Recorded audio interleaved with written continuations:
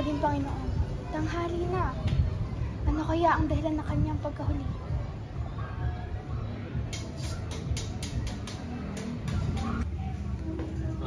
Magandang araw po, Ate Isabel. Nais ko po sana makausap si Maria Clara. Ay, nandiyan siya sa loob. Halika, sunod ka.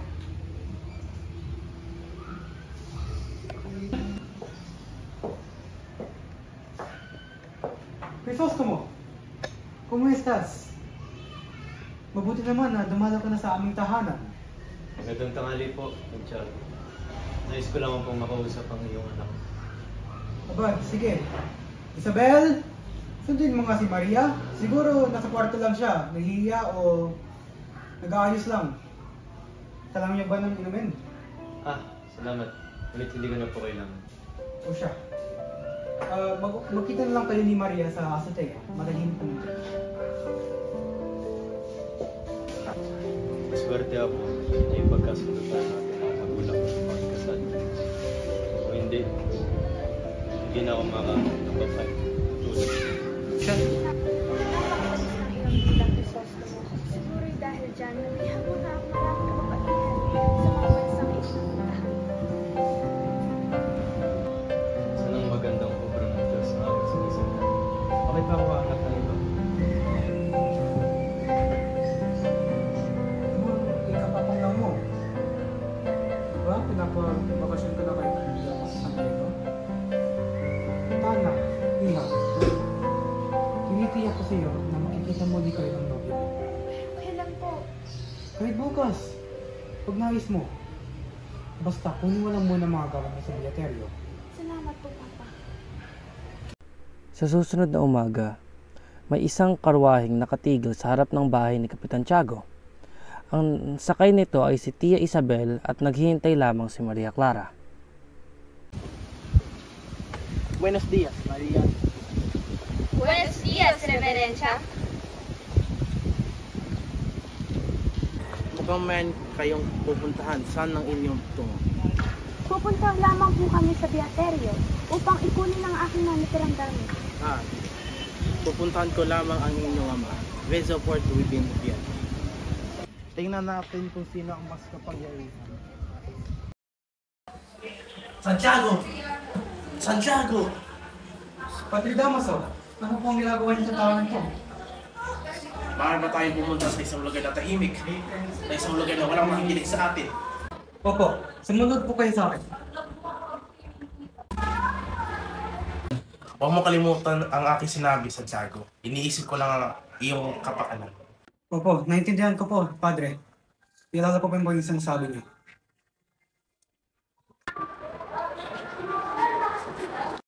Sa San Diego ay abala ang mga sulpotero sapagkat bukas ay Todos Los Santos.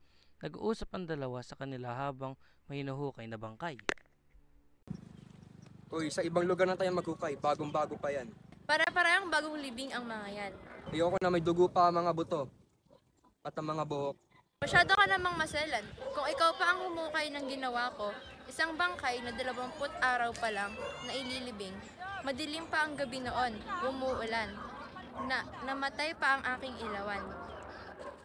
Natanggal ang mga pako sa ataul, kaya't lumabas ang kalahating katawan ng bangkay. Saksakan ng baho ang bangkay at binuhat ko pa iyon sa gitna ng malakas na ulan. Nakakilabot naman mga sinasabi mo. Natanggal ang mga pako sa ataul, kaya't lumabas ang kalahating katawan ng bangkay. Saksakan ng baho ang bangkay at binuhat ko pa iyon sa gitna ng malakas na ulan.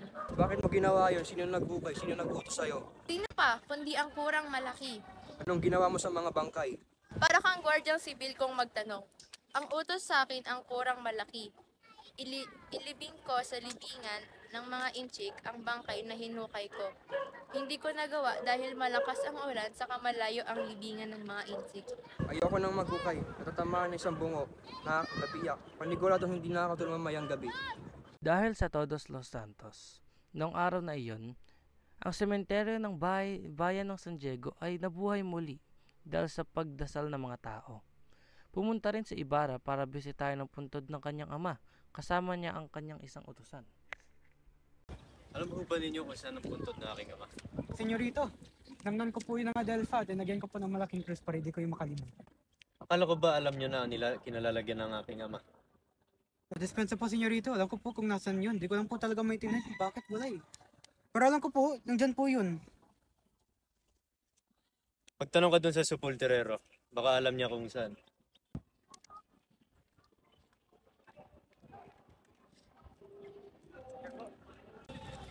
Senyor po. Palanggana na po. Alam niyo po ba kung saan nakakalimutan po dito? Pwede ba? May puntod na may krus na may mga bulaklak.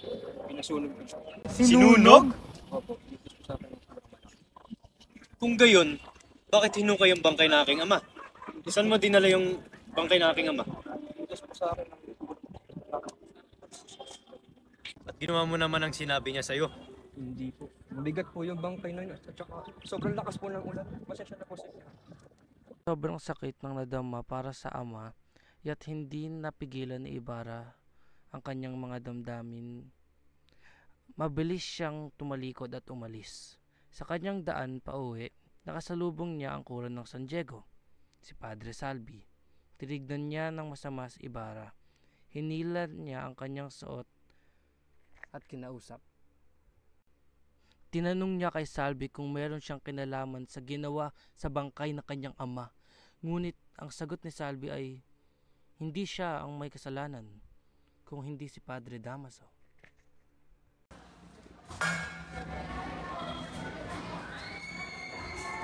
Oo nga pala kuya, ilang sweldo mo ngayong buwan? Dalawang realis lamang, Crispin. Bayaran mo na kaya yung sinasabi ngayon nila na ninakaw ko na dito sa simbahan. Naku, Crispin, dalawa pa yung namulta ko sa Sakristan Mayor. At babayaran mo pa yung ninakaw mong 2 onsa. Nagtakot na kasi ako eh. Napakasama na kura, lalo-lalo na sa Sakristan Mayor. Huwag ka magsalita ng ganyan, Crispin. Mapapagalitan tayo. Wala akong pakialam! Sasagot ka pa? At ikaw, Crispin, hindi ka makakauwi hanggat di mo inilabas ang 2 godsend ginto na ininakaw mo. Kahit kailan kayong mga bata, pati sa simbahan ninanakawan niyo? Wala po rin ako na kahit ano. Tumahimik ka! Aray! Tama na ako! Aray mo mo! Huwag tumigil na po kayo! Kuya! Kuya! Sakit ang ulo ko. Nasaan ako? Ang dilim!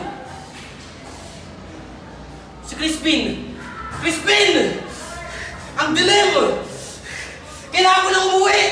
Kailangan ko pumunta kay inay! Samantala sa labas ng bayan ay makikita ang maliit na dampa ni Sisa, ang ina ni Basilio at Crispin. Masaya siyang nagluluto ng tuyong tawilis, tabang baboy ramo at isang hati ng patong pundok na hiningi niya kay Piloso Potasio. Nagsaing din siya maputing kanin at mamitas ng kamatis sa kaniyang bakuran upang gawing sausawan. Naku, sigurado ako matutuwa ang mga anak ko sa inanda kong ulam. Nakikita ko ng putok na gutom sina Crispin at Basilio mula sa simbahan. Sigurado maglalaway sa Basilio kapag nakita ito.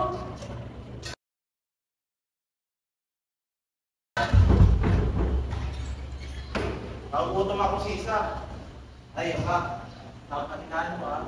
Pero sa mga anak natin mo.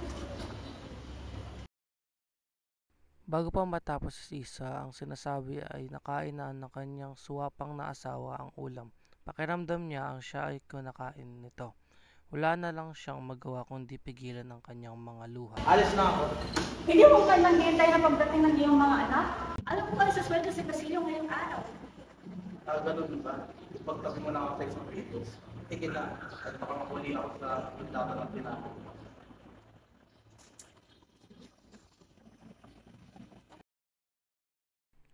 Wala nang magawa pa si Sisa. Sobra ang kalungkutan niya kaya't pinasaya niya na lamang ang sarili niya sa pagganta. Nagluto na lamang siya na natirang 3 pang tawilis at tiniis ang kanyang gutom dahil alam niyang hindi kakasya ang ulam sa 3 katao. Nagulat na lang lamang siya dahil sa susunod na nangyari. Dumating si Basilio na umahangos. Nay!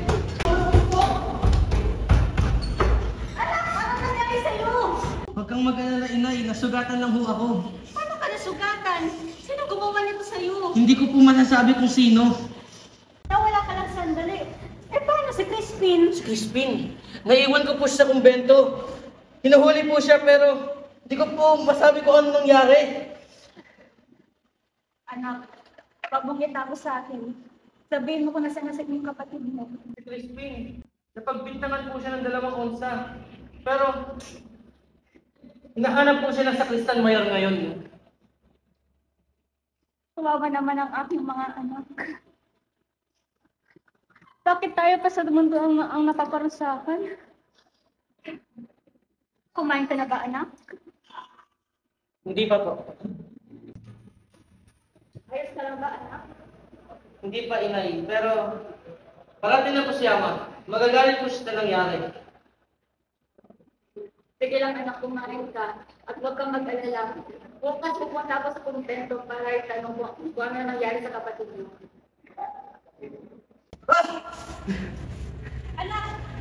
Ano nangyari?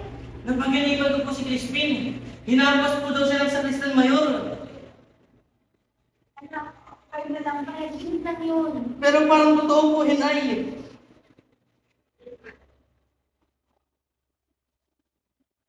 Huwag kang mag-alala. Huwag ka naman ang pupunta sa kumpento. Pagbalik ka sa atin ang kapatid. Panginoon, sana walang nangyari kay Crispin.